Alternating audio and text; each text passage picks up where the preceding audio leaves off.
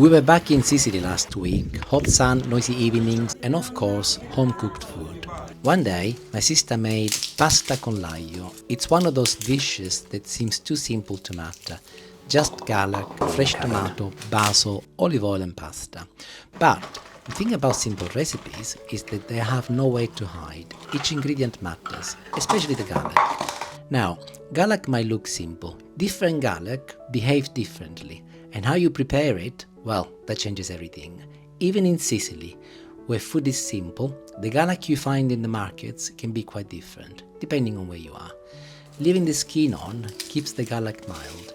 You can warm it gently in oil to get just the perfume. Slicing is elegant. The flavor's still there, but it comes in waves. Crushing, well, that is a statement. It's bold, the garlic's voice gets louder, and in this recipe, that's exactly what we want. I'm using a pestle and mortar, the way it's always been done. There is something satisfying about it. You feel a transformation happening. But if you want to use a food processor or even the flat side of a knife, go for it. This is not about gadgets, it's about the intention. When you crush garlic like this, you release all the oils, allicin, if we have been scientific. That's the stuff that makes your kitchen smell like Sicily, or like trouble, depending on your guests. And that's why in this dish, pasta con l'aglio, garlic isn't just an ingredient, it's the lead actor. And everyone else, the tomato, the basil, the oil, is playing a supporting role. Now, the original recipe had no fish, just garlic, tomato, basil and oil, that's all. But over the last 30 years or so, a small change has become very common, especially in the Sicilian family kitchens like mine. A tin of tuna, nothing fancy, just enough to soften the garlic's bite and to give the sauce a bit more body. My sister adds it, and honestly, it works beautifully and it balances the dish to perfection. You can try with or without, but the spirit of the dish stays the same. Fast, humble and full of flavor. So, now that the garlic is ready, let's get cooking. This is one of the simplest pasta sauces you can make, and one of the best. That is, if you let the garlic do the talking, of course. And the garlic will definitely be doing the talking today. I will be using a couple of cloves of garlic. These are quite big, and if you've got medium size, maybe you can have 3 for 2 people, or no less than 1. And I'm adding now some sea salt. This is nice and crunchy, and the reason why I'm doing that is because it will help my garlic when I crush it. And I'll go in and I'll start crushing it using my pestle and mortar. And if you can hear the salt is helping me crunching the garlic, it sounds absolutely beautiful and the smell coming up is absolutely wonderful. Basil next. And you can be as generous as you like, especially if you've got a beautiful big plant like this. So in this dish you do need to be generous because basil is a key ingredient. So I'm going to pinch a little stem from over here and another one.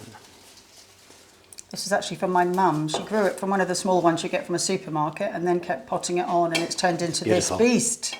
And having crushed the garlic already, I'm now adding all of my basil to my pestle and mortar and crushing once again. And as I mentioned earlier, of course you can do this using a food processor, but if you go pestle and mortar like this, trust me, it's really satisfying. Olive oil, extra virgin if you've got it, even better. So I'm going to be fairly generous. Again, it's a key ingredient. Not many ingredients in this recipe, but the ingredients you use, they need to be balanced. And in this case, the olive oil will help blend everything together. And I'll mash it once again. Of course, the benefit of using a pestle and mortar is that you retain the shape of the basil, whereas actually if you were to use a food processor, it would mush up, but taste-wise it will not make much difference. So this is ready. I'll put it on one side and I'll slice a few tomatoes. I'm using baby plum tomatoes, and these are from the supermarket. Unfortunately ours are not ready yet, so I'm gonna be using 1 handful per person, 1 and 2. You can of course use also cherry tomatoes, or if you like you can also use tin tomatoes, entirely up to you. However, fresh tomatoes are a little bit better. If you were to use tin tomatoes, I would recommend that you use the cherry tin tomatoes. They come whole in a tin. They're also from Italy very often, but you know, whatever you got available in your cupboard. But do ensure that you cut them in 4 pieces so that you get the lovely juice being released. Do not leave them whole. And of course I used 1 handful per person, but entirely up to you. If you want to use less, you can use less, or you can use more. But do make sure that you not go mad with each individual single ingredient. This is all about the garlic, remember. This is called pasta con l'aglio, which is of course garlic pasta. And I will be marinating my garlic pesto in the fridge. So I've got a little glass bowl here, and I'll start by picking up all of my sliced tomatoes and add them in first.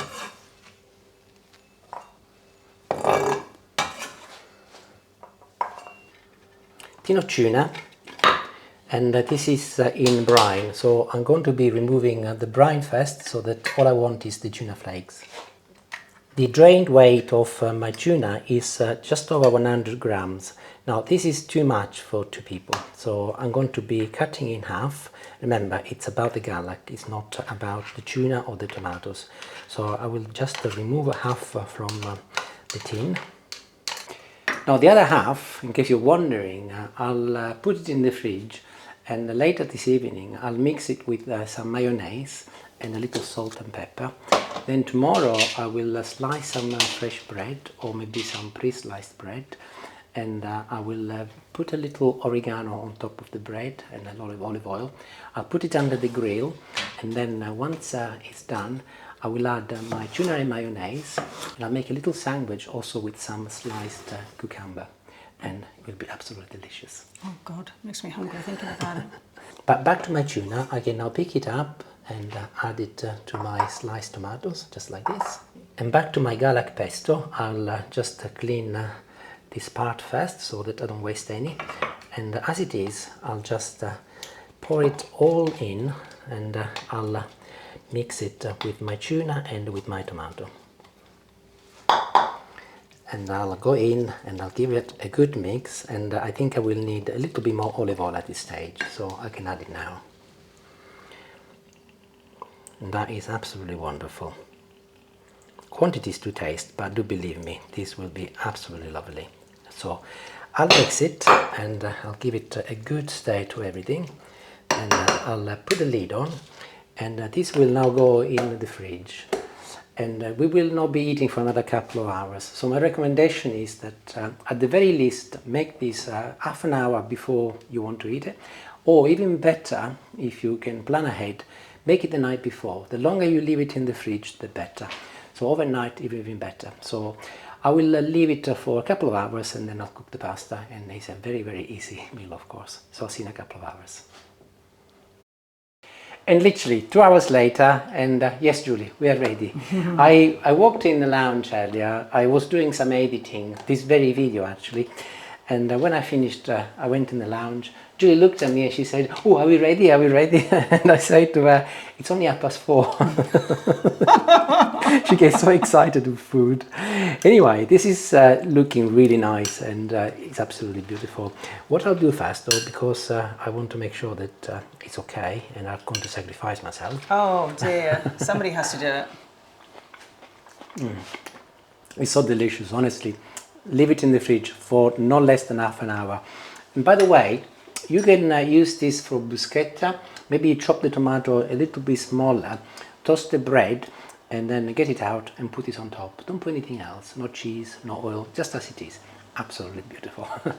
Which actually made me think about a little story. I wasn't going to say stories in this video, because some people have commented that my videos are too long, because sometimes we do too much chatting. But you know what? If you don't like my channel, go and watch Gordon Ramsay. I don't really mind. I'll tell you this little story about my granddad Giovanni, which was my mum's dad. Lovely man, really, really lovely. And me and my sister Mariella, she's slightly older than me. She's about 2 years older than me. I was 7 and she was 9. And we lived in Catania, near Mountain Etna. And my granddad every day, bless him, he used to come and pick us up from school, take us home as both my mum and dad were working. And then he would look after us until my mum and dad arrived. But also he would cook his own lunch sometimes. And this particular day he made himself some garlic pesto, and he had also some bread, and he was going to make himself a little pasta just for himself.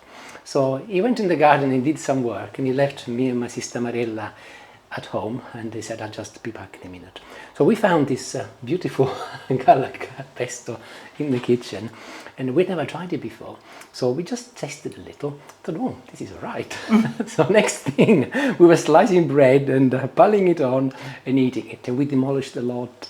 When he walked in, bless him, he wasn't angry at all, actually. He smiled, and he was surprised that as children we ate it, and he was actually very pleased, because generally children don't like garlic, but he was such a lovely man that he really laughed about it. So that's my story about my granddad Giovanni.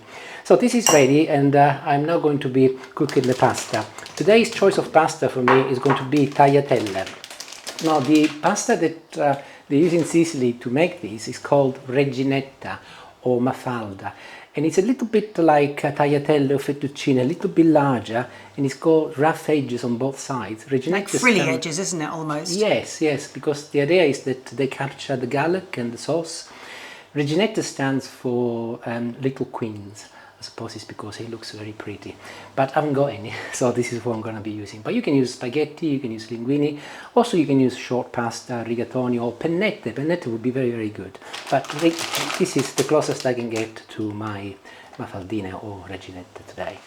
So my water is boiling away, and I'm going to add just a half a teaspoon of salt, not a lot, as I've already added quite a bit of salt in my pesto. And in goes my tagliatelle. Read the packaging or whatever pasta you're going to be using. In my case, this will take about 5 to 7 minutes. You want to cook them all the way, by the way, not just before al dente like I do sometimes. Obviously, you want them to be al dente, because we are not going to be cooking the pesto, by the way, it's going to be raw. So 5 to 7 minutes, and I'll see you then. The pasta is nearly ready. Before I forget, I'm going to be reserving a little bit of the starchy water, just in case I need it, and then I'll go to drain this, and I'll be ready. So I've just drained the pasta, and I've purposely left a little liquid, so you can see that there is a little bit at the bottom, but I might add a little bit more. So very simply now, it's just a matter of mixing my pesto with the pasta, so in it goes.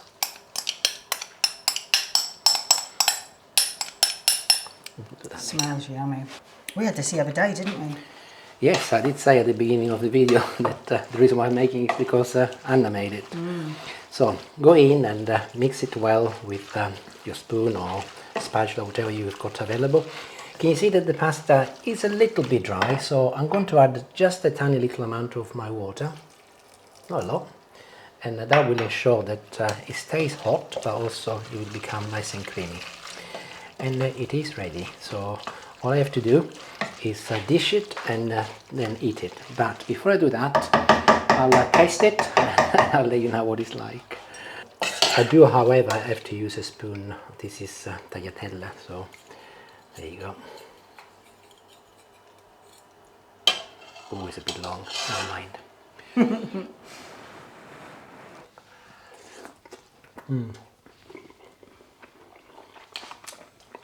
It works.